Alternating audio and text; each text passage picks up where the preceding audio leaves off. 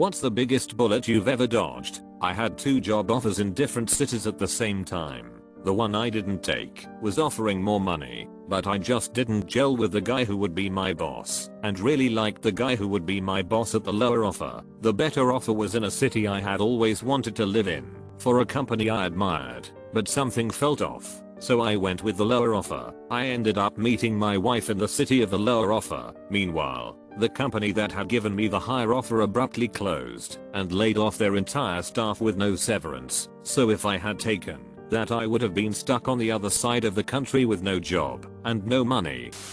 In 2005, my friend and I evacuated New Orleans 2 days before Hurricane Katrina and drove to Mississippi with the little money we had. We were trying to decide on where to stay for the night, and it was between a mid-range hotel or the really cheap motel. Decided to spend a little more for the hotel. During the night the eye of the storm came through Mississippi and flattened the roof of the motel we decided against.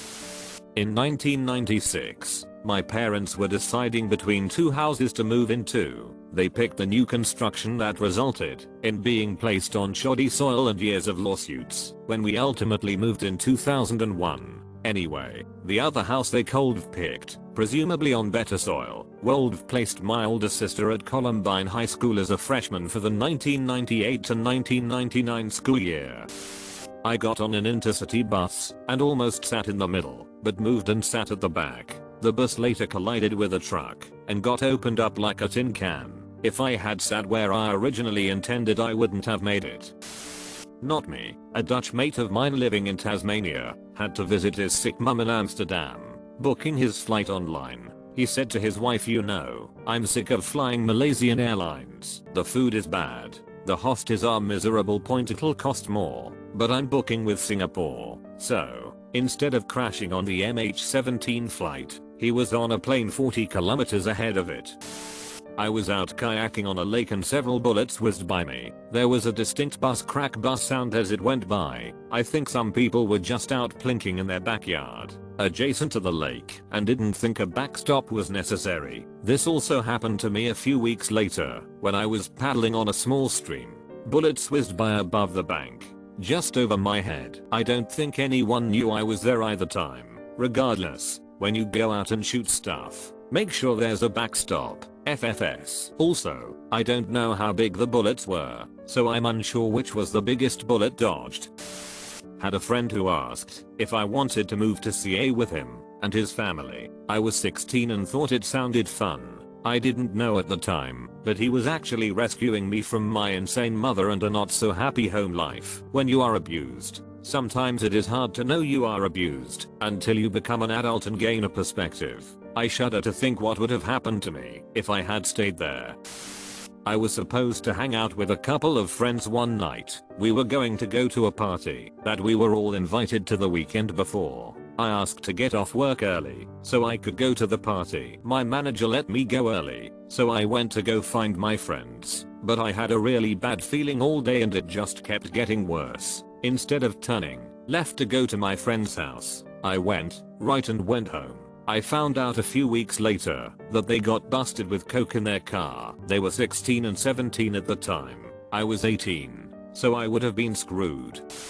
About 2 years ago I was offered a new job. It was exactly what I was looking for and was really excited. They told me they would email the contract, but after a week I hadn't had anything. After a lot of chasing they told me they'd changed the structure of the organization, so the position wasn't available. I have a month's notice for my current job, and if I had taken the job my notice period would have been after the cutoff date for furlough in the UK. The new job was in an industry that collapsed through the pandemic and the industry I work in has boomed. If I had received that email I would have probably been close to bankruptcy now.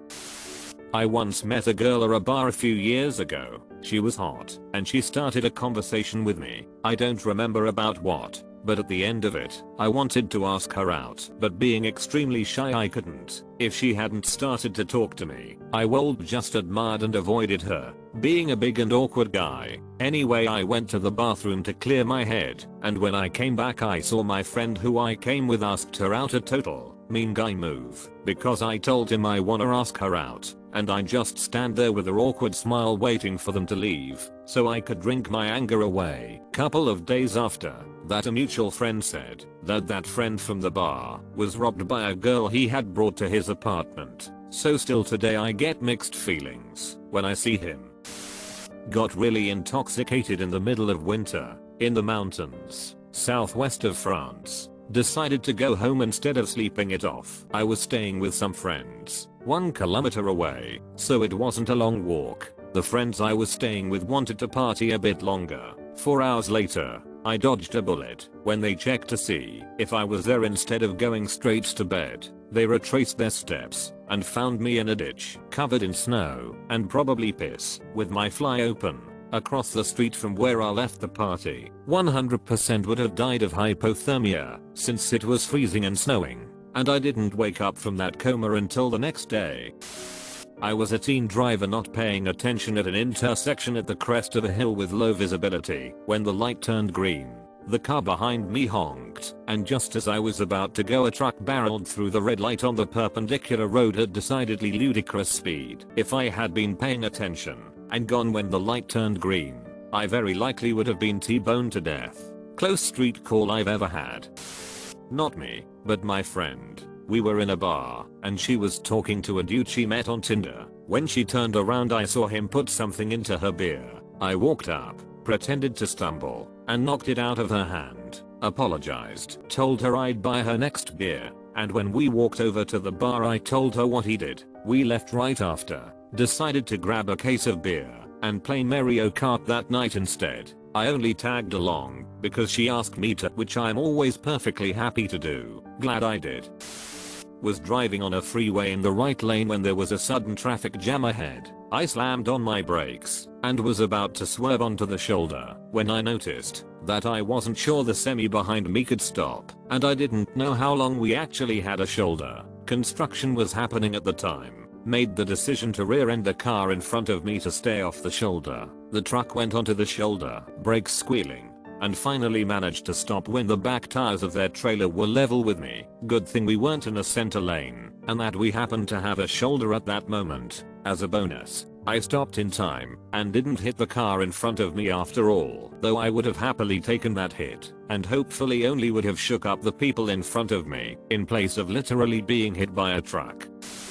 My friend is giving me a ride to the bus station. We get pulled over by the police and I have several ounces of pot in my backpack. My friend has about $20 worth of pot in his underwear, which I had given him as payment for the ride. The cops give some bad excuse like failing to signal within 50 feet of an intersection, which was obviously a pretext. Cops ask for permission to search the car, and my scared friend gives consent. Like an idiot, cops tell us to exit the car. I grab my backpack, and we both get out of the car. One cop begins to search the car, while the other two cops prepare to start searching us. My mind is racing. What can I do to get out of this? This could put me in jail for a long time. Out of desperation, I ask the cop about to search me, a sergeant, if I was free to go, since I was only a passenger. It was the only thing I could think to ask. To my surprise, the sergeant hands me back my ID and says I'm free to go. I later realized that at that point, they hadn't yet found anything illegal, and they didn't have reasonable suspicion to detain either of us. I'm dumbfounded. That gambit wasn't supposed to work, but somehow it worked. I put on my backpack and stroll calmly to the nearest intersection, round the corner, and as soon as I'm out of view, sprint about 3 blocks to a construction site and hide inside a porta-john, where I stay for the next 2.5 hours. My friend calls me about an hour after the stop, while I'm still hiding in the toilet, and says the cops found his weed right after they let me go and gave him a $500 ticket. He says that the cops suspect I'm the one who provided it to him, and they are out driving around at that very moment looking to pick me back up. I waited until well after dark to emerge from my hiding place and caught a taxi home. I laid low for a few weeks expecting a knock at my door any day, but fortunately I never heard anything about it again. One that's 100% my fault, and I'm not proud of. I once spent an evening drinking a bit too much and had to get up the next day and drive to a business meeting. For those that don't know, it's entirely possible to go to bed drunk, wake up the next morning, and still be well above the limit, even though you feel fine. Anyway, I'm in the car waiting at a traffic light and fiddling with my phone. That won't connect to the Bluetooth. The car in front of me moves. I move with it, but I didn't notice the car stopping because of phone fiddling, and I would have ran into the back of it if it hadn't been for my car's automatic brakes kicking in. If the auto brakes hadn't avoided that accident, I probably would have lost my license, maybe even my job, and who knows what else. Nowadays I don't drink during the week, or if I know I have to drive in the morning, and I no longer use my phone in the car, not even at the traffic light. I matched with a guy on Tinder who played for the Atlanta Falcons. He was really charming and seemed nice. He asked me to fly down to Atlantic City for Memorial Day weekend. Said he would pay for everything, airfare, hotel, food, etc. But I had never met him before, and he refused to give me his phone number. I was uncomfortable flying to meet a stranger, so I told him no. 2 weeks later he was on the news for kicking his girlfriend's dog. This one just materialized yesterday. Actually, about a year ago at my job I was offered to switch from my current team, where I was established for a few years, had seniority, etc., for a new department that just started to kick it off. Right processes. Basically start from square one. A lot more work for the same amount of pay. I figured why not and went. Yesterday they announced that they just closed the physical HQ office for my old department, and everyone in that entire part of the company would have to either move to one of 14 random states that we can't pick. It's chosen basically by a roulette wheel for where you're going, to a local office, or they're going to be fired on June 22nd. Thankfully, since I'm part of the new department, I wasn't included in that mandate. Met a girl on a dating app in college. Wasn't super attracted to her, but she was cool, successful and owned her own house. We talked for like 6 hours one evening. I worked evenings, 4 PM to 12 AM, and the next day I didn't have class, so I slept until like 11 AM. I woke up to like 5 missed calls and 10 text messages, both SMS and IM, in varying degrees of anger and sadness, mainly asking me what she did wrong and why I'm already ignoring her. I apologized and told her my work schedule, to which she apologized. Then she immediately starts trying to make plans for a date the next night. I just couldn't get over how obnoxiously pushy and clingy she already was. After not even 24 hours of getting to know me, I noped out and was glad this had happened early and not later on. When I was a teen I was very sick. I was like 40 kilograms and couldn't hold down food. I knew something was wrong with me, but doctors were falsely under the impression I had an eating disorder and thought I was lying and that my parents were enabling me. At one hospital visit, when I was 17 years old, I was lied to by a doctor and tricked into joining an eating disorder program against my will. They kept telling me they were going to keep me in the hospital for 3 to 6 months and had this whole program planned out for me, and they put me on an insanely high dosage of anxiety meds that turned me into a zombie person.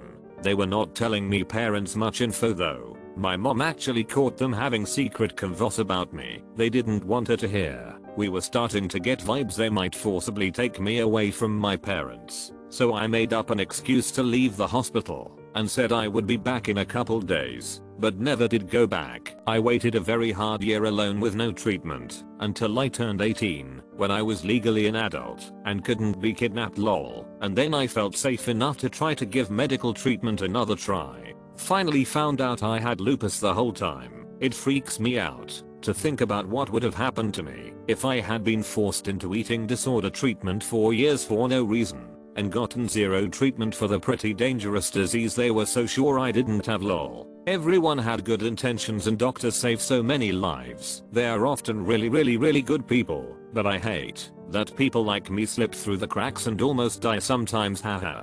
For those wondering, I didn't take any legal action. It honestly didn't occur to me because I had been going to many different doctors for 5 years at that point and always had the same experience, not being believed, them trying to force treatment for eating disorder or mental illness etc. That last hospital visit was just the terrible climax to the story. I didn't know any different because to me, that was just how the medical system was. In retrospect I wish I had done something though. I hope the system improves and this stops happening. Much love to those with similar hard stories and also nurses and doctors who are compassionate.